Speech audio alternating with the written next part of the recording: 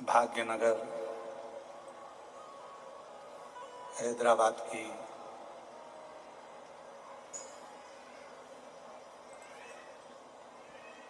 इस पवित्र पावन भूमि पर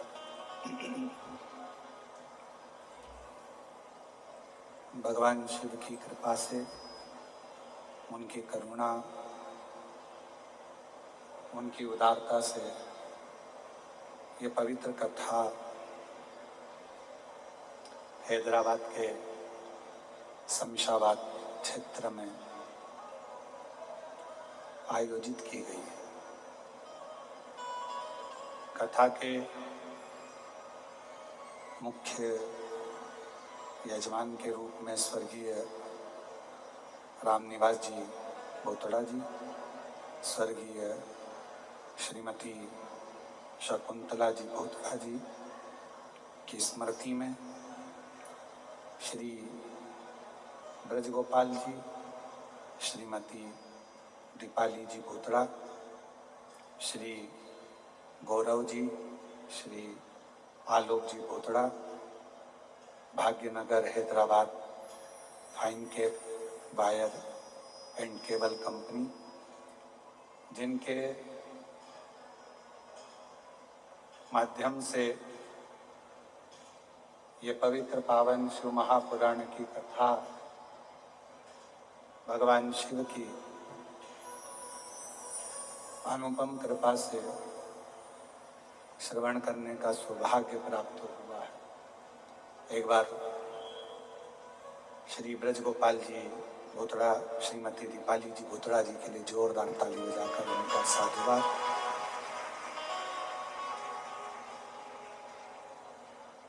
जो शिव की कृपा से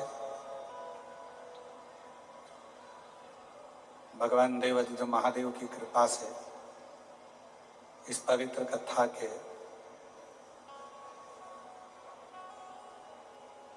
आयोजन कराकर संपूर्ण क्षेत्रवासियों को लाभान्वित किया। शिव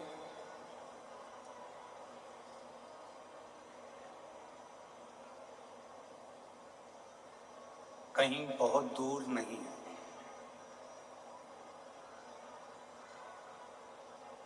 भगवान शिव जो हमारी श्वास है और जो श्वास नित्य प्रति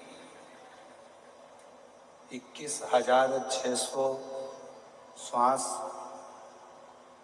जो प्रतिदिन इस मानव के शरीर से निकल रही है, प्रतिदिन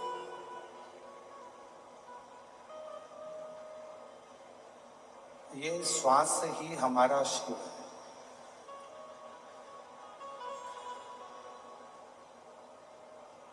और जिसने मानव शरीर में निकलने वाली श्वासों को, ग्रहण करने वाली श्वासों को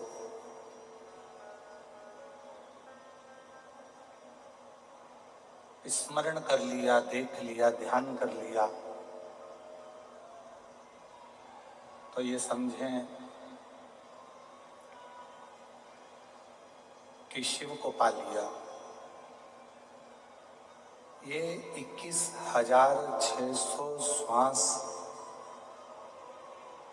जो मानव के शरीर से रोज आ रही और जा रही है,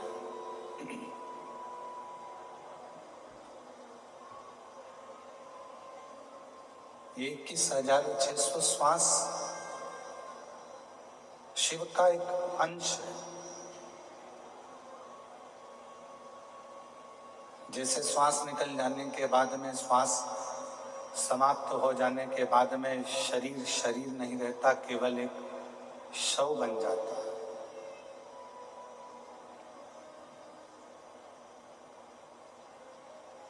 फिर शरीर की कोई मूलता नहीं रह पाती। फिर वो शरीर श्वास जाने के बाद में केवल एक शव का एक स्वरूप है। उसी तरह शिव महापुराण की कथा कहती है, जिसने अपने जीवन काल में शिव नाम नहीं जपा,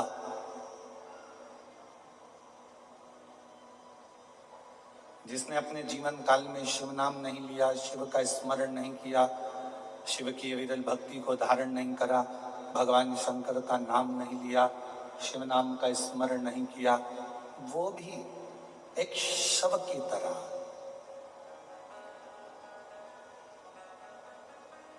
क्योंकि वो शिव को जान नहीं पाए।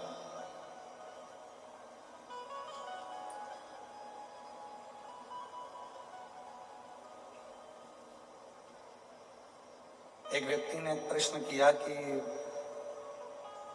माहेश्वरी समाज की उत्पत्ति भगवान महेश से हुई है।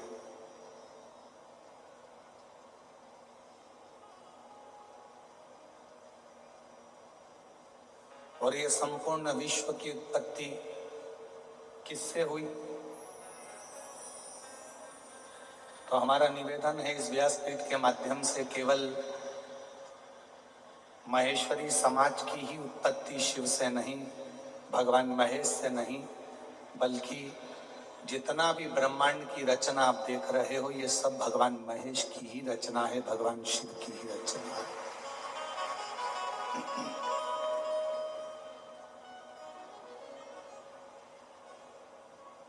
ये रचना किसी दूसरे की है ही नहीं।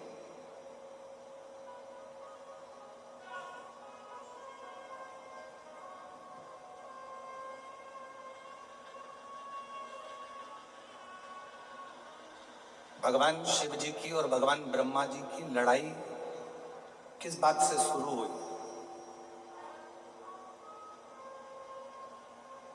केवल एक छोटी सी बात थी। भगवान शिव जी ने भगवान ब्रह्मा जी से केवल इतना कहा कि इस सृष्टि की रचना जब आप करें तो थोड़ा सा अहंकार अपने अंदर मत आने देना, डीले कम करो।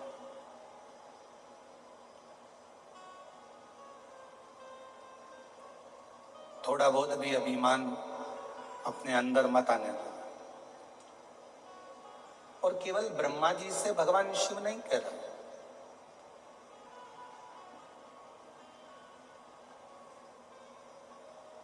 भगवान शंकर प्रत्येक संसार के मानव से, हर व्यक्ति से, हर जीव से शिव एक बात कहते हैं कि कोई भी कर्म करो, जो आपका मन पड़ जाए वो कर्म आप करो, पर कर्म में अभिमतता को सामने प्रकट मत हो। आस्था चैनल पर, फेसबुक, यूट्यूब पर आप जिस तेलंगाना की इस भूमि से कथा को, तत्व को ग्रहण कर रहे हैं, वो अपने जीवन में उतारना कि सही जिंदगी बनाने के लिए शिव की बंदगी बहुत जरूरी है।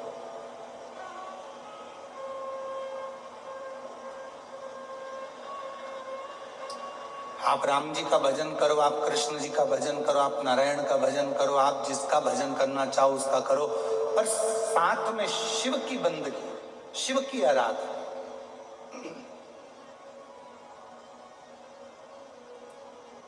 भगवान शंकर का स्मरण हमें जीवन में एक सुख देता है, जिंदगी में जीने की एक नई ऊर्जा प्रदान करता है।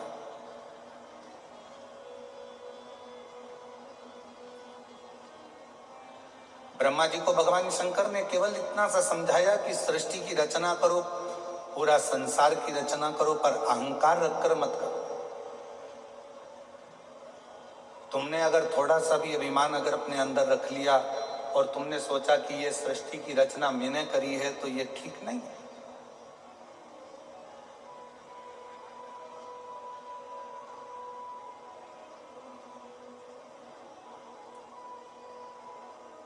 जैसे ब्रजगोपाल जी भूतड़ा जी ने अपने शब्दों में एक बात कही कि गुरु जी, ये इतना विशालतम जो कथा हो रही है, ये कथा कोई मैं नहीं करा रहा हूं, ये कथा कराने वाले तो हमारे देव अधिदेव महादेव भगवान महेश, भगवान शिव और हमारे पूर्वज हैं।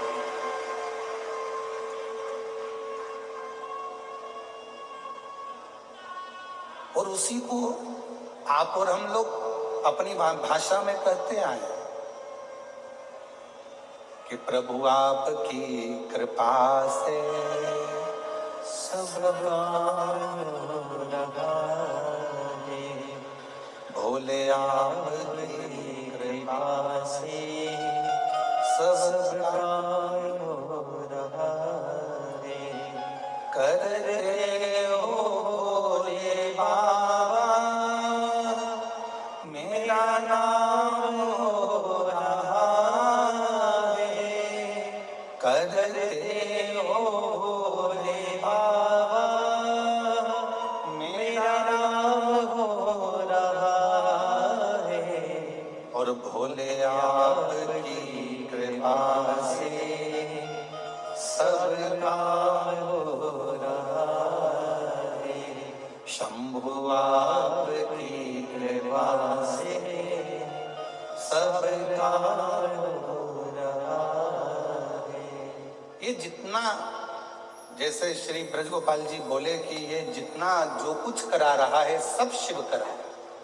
माता पिता की कोई प्रेरणा है, माता पिता की कोई आज्ञा है, माता पिता का आशीर्वाद है, पूर्वजों का आशीर्वाद है और शिव की कृपा है जो ये सब सब।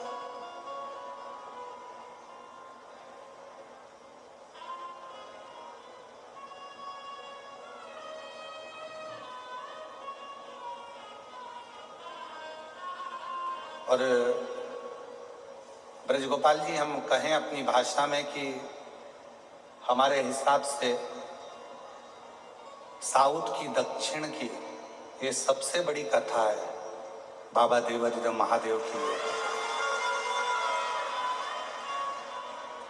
जिसमें इतने 1 2 3 पंडाल, पीछे के पंडाल, साइड में और भी शिव भक्त। और कल आपने रात को 2 से 3 बजे तक आप यहाँ खड़े रहकर और भी व्यवस्थाएं जो करवा कर गए हैं उसके लिए आपको साधुवाद है, शिव की कृपा। ये शिव की उदारता है।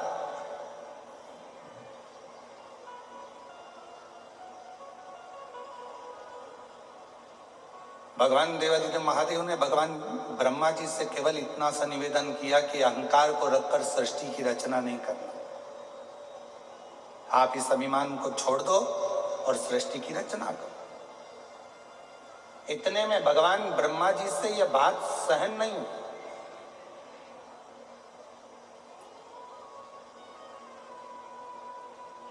आज के जमाने में अगर किसी को समझाया जाए ना तो दुनिया के लोग समझते हैं कि ये हमको ही क्यों समझा रहा है। एक बहू अगर सासू जी से कह दे कि माँ अब तुम्हारा बुढ़ापा आ गया है, शरीर काम नहीं कर रहा है, शरीर में रोग आ गया है, भगवान का भजन करा करो, फालतू की बात मत करा करो, तो सांस रूठ जाती है। तो यही चाहती है कि मैं मर जाऊं। हालांकि बहू ऐसा नहीं कर रही, बहू तो इतनी सी बात कर रही है कि मम्मी अब ये सब लौकिक बातें, सब व्यर्थ की बातें, ये सब व्यर्थ चीजें तो तुम छोड़ो।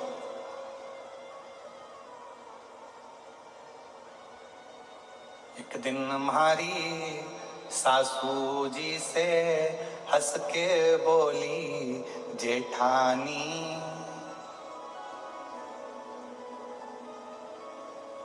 और राम नाम को सुमिरन कर लो, 2 दिन की है जिंदगानी।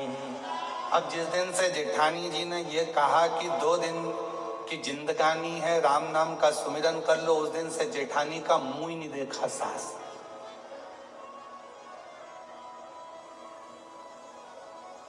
ये गलत चाहती है, ये गलत सोच रही है, गलत विचार कर रही है, ये चाहती है कि मेरे प्राण छूट जाए, मैं मर जाऊं। ना ना ना,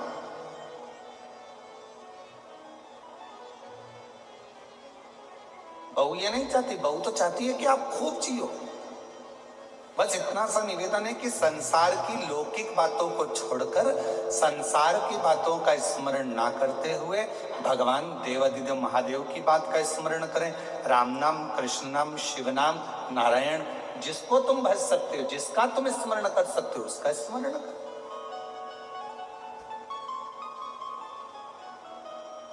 और वही की वही जो एक बहू सास से कहती है वही की वही भगवान शंकर ने भगवान ब्रह्मा जी से कहा कि सृष्टि बनाओ, पर ये अहंकार रखकर सृष्टि का निर्माण नहीं कर रहे हैं। तुम्हें अभिमतता से दूर रहकर शिव शिव कह रहे हैं कि सृष्टि का निर्माण करो।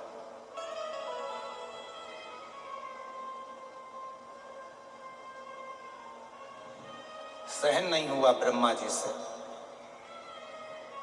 और ब्रह्मा जी से जब सहन नहीं हुआ तो ब्रह्मा जी रुष्ट होकर सीधे भगवान विष्णु जी के पास में पहुंच गए। और भगवान नारायण आराम से शेषनाग की सैया पर लेटे हुए थे। लक्ष्मी जी चरण दबा रही थी उनके।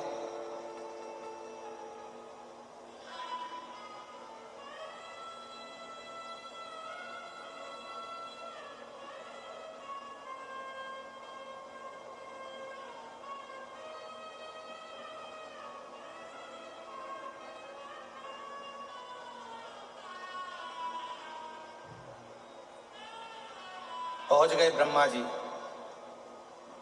लक्ष्मी जी की दृष्टि पड़ गई भगवान ब्रह्मदेव के ऊपर।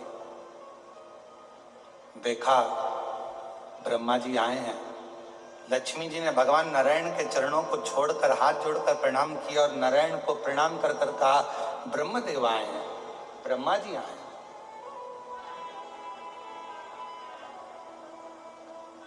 ब्रह्मा जी? हाँ। भगवान विष्णु उठे। ब्रह्मा जी ने प्रणाम किया भगवान नारायण को, नारायण ने प्रणाम किया भगवान ब्रह्मा जी। कितनी सुंदर बात है। ये हमारे 33 कोटि देवी देवता ये हमको सिखाते हैं कि आप किसी को आदर करोगे तो कोई तुम्हारा आदर करेगा। आप किसी को प्रणाम करोगे, कोई आपको प्रणाम करेगा। आपके पास देने के लिए जो है वो आप सामने वालों को दोगे तो सामने वाला भी आपको वही देगा जो उसके पास में होगा। किसी के पास गुलाब का फूल है तो गुलाब का फूल देगा, किसी के पास कीचड़ होगा तो वो कीचड़ देगा, किसी के पास सम्मान होगा तो सम्मान होगा देगा, किसी के पास आदर होगा तो आदर देगा। आप यदि किसी को आदर दे रहे हो, किसी को प्रणाम कर रहे हो, किसी को नमन कर रहे हो, किसी को साधुवाद कर रहे हो, किसी को धन्यवाद कर रहे हो, तो वो सामने वाला भी भले उसके अंदर कितना भी कपट भरा हो, कितना भी अंदर बेईमानी भरी हो, फिर भी अगर आपने हाथ जोड़ा है तो सामने वाला भी आपके हाथ जरूर जोड़ेगा, आपको सम्मान जरूर करेगा, आदर जरूर करेगा, सत्कार जरूर करेगा।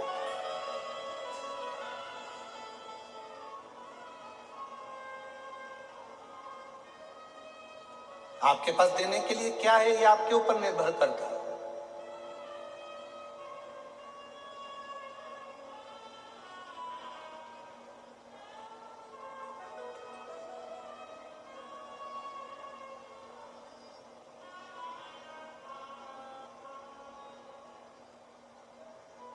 ब्रह्मा जी ने प्रणाम किया, भगवान विष्णु ने प्रणाम किया। भगवान नारायण ने पूछ लिया ब्रह्मा जी से कि किस कारण से आपका आगमन हुआ है, क्यों आए हो, क्या हो गया, किस लिए आना हुआ। तब ब्रह्मा जी ने कहा कि सृष्टि की रचना मैं कर रहा हूं।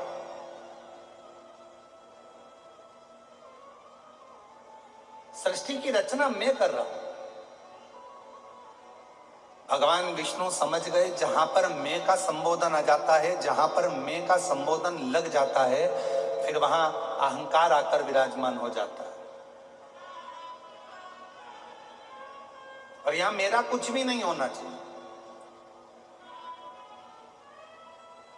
कथा करवाने वाला शिव, कथा बाचने वाला शिव और कथा सुनने वाला भी शिव। कितनी सुंदर बात कही कि स्वयं ईश्वर जी और गोरा जी के रूप में भगवान शंकर पार्वती गणा और गौर बनकर शिव महापुराण के यजमान बनकर कथा को श्रवण कराते हैं, श्रवण करते हैं, कराते हैं।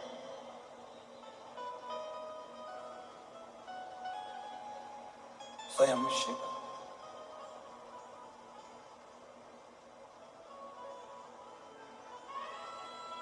और प्रभु आपकी कृपा से सब काम हो रहा है।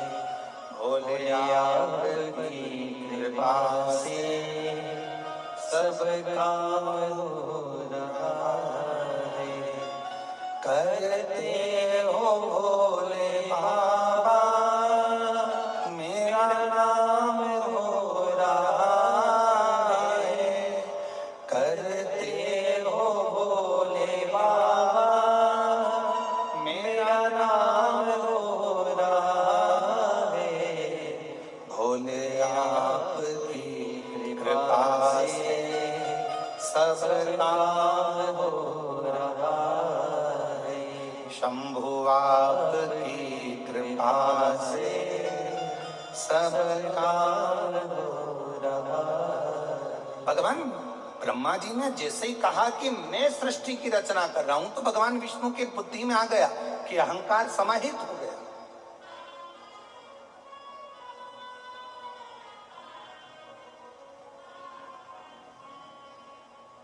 एक पंखे में 3 पंखड़ियां होती हैं। अब आजकल का फैशन हो गया तो 4 पंखड़ी का भी पंखा हो गया, पर शुरू से बचपन से अगर आपने देखा होगा तो कितनी पंखड़ी का पंखा होता है? जम के बोलो जरा। 3 का। और 3 पंखड़ी का ही पंखा घूमता रहता है, तो पंखड़ियां घूमती रहती है, घूमती रहती है, घूमती रहती है। कभी विचार करा कि 3 पंखड़ी का ही पंखा क्यों हुआ? ये 3 पंखड़ियां ही क्यों घुमाई जाती है? तो कहा बचपन, जवानी, अधेड़ी और बुढ़ापा, ये 4 जिंदगी की पंखड़ियां हैं, पर इसमें ये 3 पंखड़ी जो है ये ही घूमती हैं। बचपन खूब घूमता है, जवानी खूब घूमती है और अधेड़ी घूमती है। चौथे नंबर की जो पंखड़ी है ना, वो तो लटकी की लटकी रहती है, क्योंकि उसको मालूम है अपना घूमने का समय नहीं, अपना तो ठहरने का समय है और जिंदगी को साधने का समय है। एक बचपन की जिंदगी ऐसी होती है, चलो बैग उठाओ, स्कूल जाओ, घर आए, वापस ट्यूशन जाओ, चलो कोचिंग जाओ, यहाँ आए वहाँ आए, चलो रोटी खाओ, भोजन करो, ये करो वो करो। और माँ अपने बच्चे को, माता पिता अपने बच्चे को दिन भर घुमाता रहते हैं। बचपन पूरा खत्म हो जाता है, जवानी आती है, फिर दिन भर घूमना फिरना, ये काम वो काम और कमाना करना, ये सारे काम में लगना पड़ता है। विवाह हो जाता है, शादी हो जाती है, गृहस्थी का बोझा माथे पर चढ़ जाता है। फिर आ जाती है अधेड़ी। अधेड़ी में बहन के घर मायरा भरना है, फिर वहां जाना है, ये काम करना है, बच्चों की शादी करना है, उसका ये फंक्शन करना है, उसका वो फंक्शन करना है, कहीं बुआ जी के यहाँ जाना है, कहीं सारे संबंध निभाना है, सारी रिश्तेदारी निभाना है। बड़ा निभाकर चलना पड़ता, बड़ा।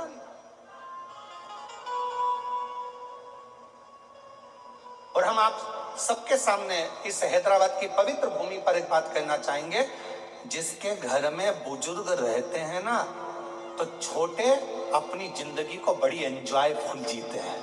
याद रखना, बड़ी एंजॉय से, बड़े खुश होकर जीते हैं।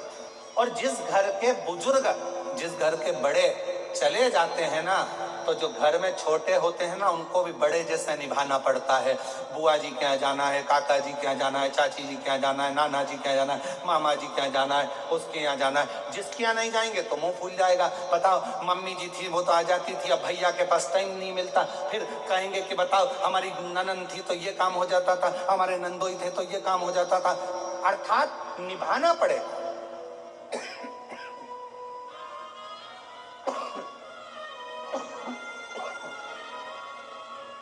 बहुत निभाना पड़ेगा।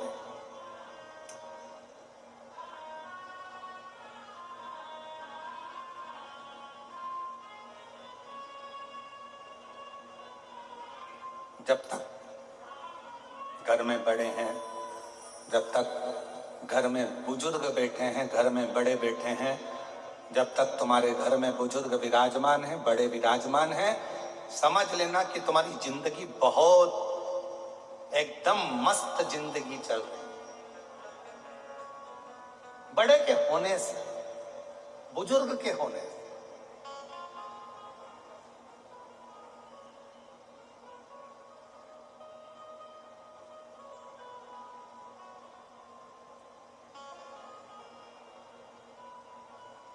भीतर का मैं, मेरा, अहंकार, अभिमान, अहम दूर भगा।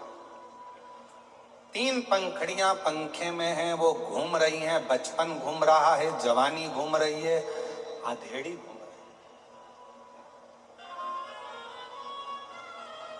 बुढ़ापा स्थिर है, रुका हुआ है।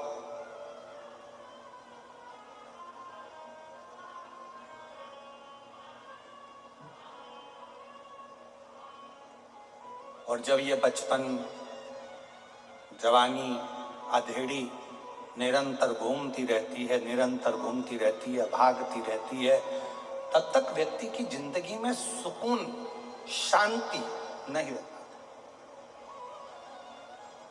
किसी ने पूछा शिव नाम में है क्या? हम कहते हैं शिव नाम में शांति है।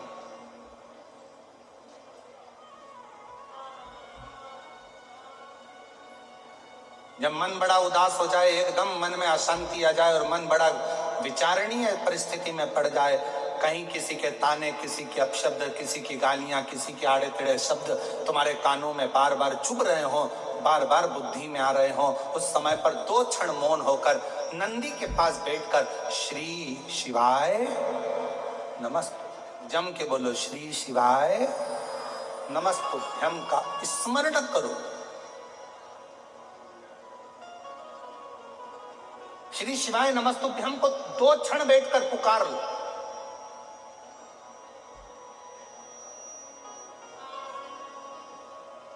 और श्री शिवाय नमस्तुभ्यम, श्री शिवाय नमस्तुभ्यम, श्री शिवाय नमस्तुभ्यम, श्री शिवाय नमस्तुभ्यम, श्री शिवाय नमस्तुभ्यम, श्री शिवाय नमस्तुभ्यम। 2 क्षण बैठो शिव की साक्षी में, भगवान शंकर की साक्षी में, और 2 क्षण में भगवान शंकर के स्मरण को पंचाक्षर मंत्र नमः शिवाय, षडाक्षर मंत्र ओम नमः शिवाय या फिर श्री शिवाय नमस्तुभ्यम मंत्र का उच्चारण एकदम आनंद के साथ करना प्रारंभ करो। धीरे धीरे धीरे धीरे मन की शांति अपने आप आना प्रारंभ हो जाए। और यहां तक शिव महापुराण की कथा कर रही है।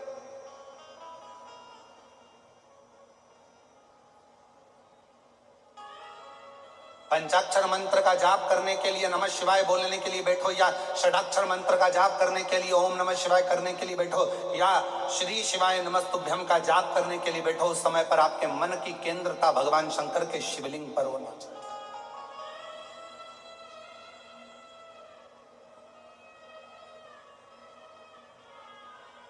आपके मन का चिंतन पूरा शिवलिंग की ओर होना चाहिए।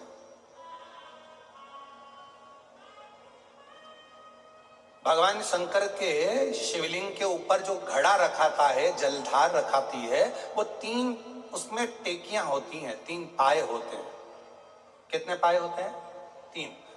ब्रह्मा, विष्णु, महेश। जल का घड़ा, उसमें से एक एक बूंद जल नीचे गिर रहा है, अर्थात वो जल बता रहा है कि ब्रह्मा, विष्णु और महेश ये तीनों एक हैं, इसमें कोई भेद नहीं है।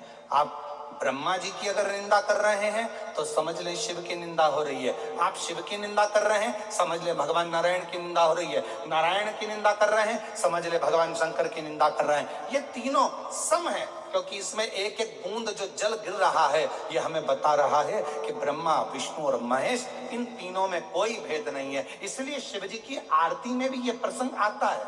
ब्रह्मा विष्णु सदा शिव जानत अविवेका, भोले जानत अविवेका, प्रणव अक्षर के मध्य ओम अक्षर के मध्य यह तीनों एका। ओम जय शिवा ओम। तीनों एक, इसमें भेद नहीं है। हम भगवान में भेद कर कर बैठे हुए हैं। किसी ने कहा भगवान में, यहाँ तक शास्त्र कहता है शिव महापुराण की कथा यदि मन पड़े तो एक बार भगवान शंकर की सारी पुराणों का अध्ययन करिए। कभी कूर्म पुराण का अध्ययन करो, कभी ब्रह्म विवर्त पुराण का अध्ययन करो, कभी नर्मदा पुराण का अध्ययन करो, कभी लिंग पुराण का अध्ययन करो, कभी नारद पुराण का अध्ययन करो, कभी विष्णु पुराण का अध्ययन करो। सारी पुराणों का अध्ययन करोगे तो उस अध्ययन में निकलेगा कि ये तीन, इनमें कोई भेद नहीं, ये तीनों एक हैं। संसार के लोगों ने अपने लिए इनमें भेद उत्पन्न कर दिया कि ये बड़े वो छोटे, ये छोटे वो बड़े। संसार के लोग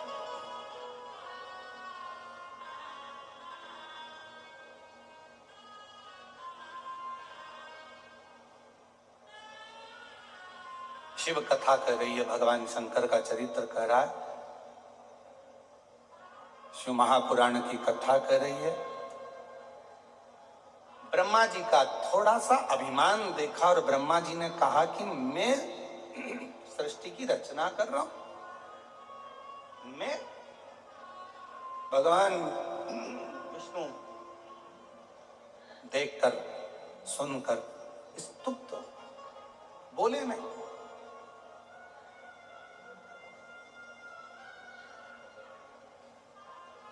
समझ गए जिस मुख से व्यक्ति अहंकार की बात करता है वो मुख बहुत समय तक रहता नहीं है।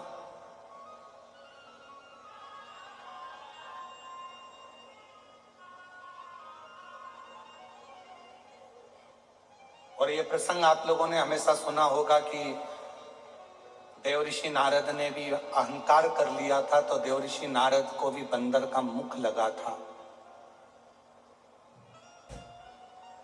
फिर एक प्रसंग सुना होगा कि माता सती के पति शिव हैं और रति के पति कामदेव हैं।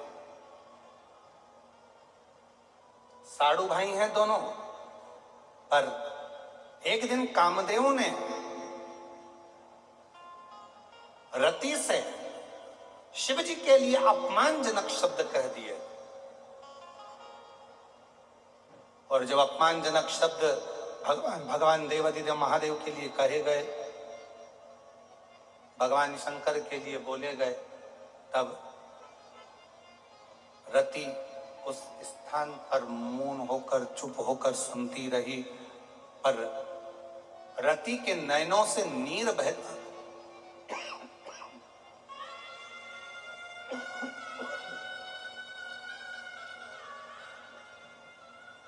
रति के नैनों से नीर बहता गया। क्यों? क्योंकि रति शिव की आराधना करती थी।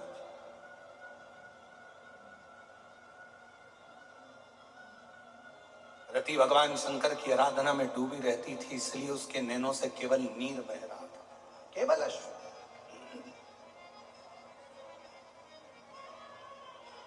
और हुआ क्या? कामदेव जब जलकर भस्म हुए,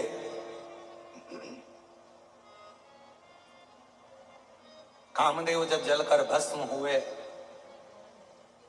रति दौड़ कर आई और भगवान शंकर के सामने आकर खड़ी हो गई थी। जिस समय पर भगवान शंकर को क्रोध इतना तीव्र आ रहा था कि आम के पल्लव में छुपे हुए कामदेव जलकर भस्म हो जाते हैं, शिव जी को इतना क्रोध आ रहा था कि कोई देवता उनके सामने जाकर खड़ा होना नहीं चाह रहा था। शिव जी को इतना क्रोध आ रहा था कि कोई देवता उनके सम्मुख नहीं जा रहा था। क्यों? क्योंकि शंकर भगवान की अगर दृष्टि पड़ गई तो जलकर भस्म होना पड़ेगा। और उस स्थान पर कामदेव की धर्मपत्नी रति आकर खड़ी हो जाती है।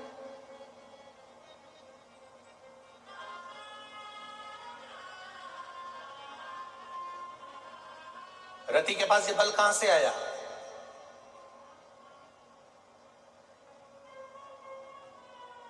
रति के पास ये बल कहां से पहुंचा? एक कोई व्यक्ति होता है, बड़ा अकड़ में बात करता है, अरे तुम मुझे जानते नहीं हो।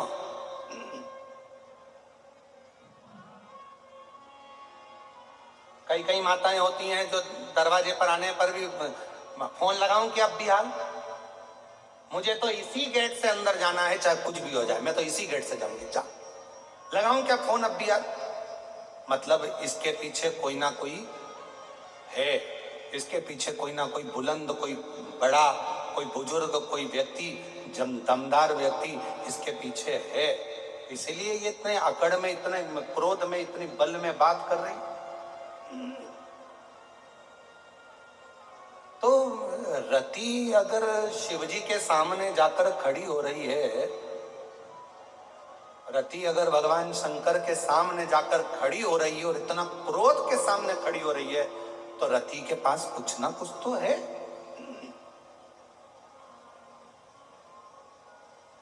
क्या है रति के पास? क्या करती थी रति? कहा रति अपने बचपन से ही, बाल्यावस्था से ही शिव की आराधना करती थी। शंकर की, शिव की। और रति का एक नियम था, पार्थिव लिंग का निर्माण करना, उसकी पूजन करना और पार्थिव लिंग पर जल समर्पित कर कर उस जल का प्रोक्षण, उस जल को अपने ऊपर छींटना। शिव महापुराण के अगर आप वायव्य संहिता को पढ़ेंगे और अगर लिंग पुराण को पढ़ेंगे तो उसमें वर्णन आता है कि यदि शंकर भगवान के मंदिर में जाकर यदि आपने शंकर जी को जल चढ़ाया, आचमन नहीं भी करा, चढ़ा हुआ जल नहीं भी पिया, तो शिव जी पे चढ़ा हुआ जल यदि आप अपने मस्तक पर छिड़क लेते हैं तो एक अलग से बल आपके अंदर आ जाता है, एक अलग से बल। और वो बल साधारण नहीं होता। फिर आप जैसे कहते हैं कि विष्णु भगवान के कवच को धारण कर लिया कर्ण ने, फिर किसी ने कहा कि शंखचूर्ण ने कवच धारण कर लिया था, फिर किसी ने कहा जलंधर ने कवच धारण कर लिया था, फिर किसी ने कहा इसने कवच धारण कर लिया था। कवच कलिकाल में, कलयुग में कवच कौन सा है?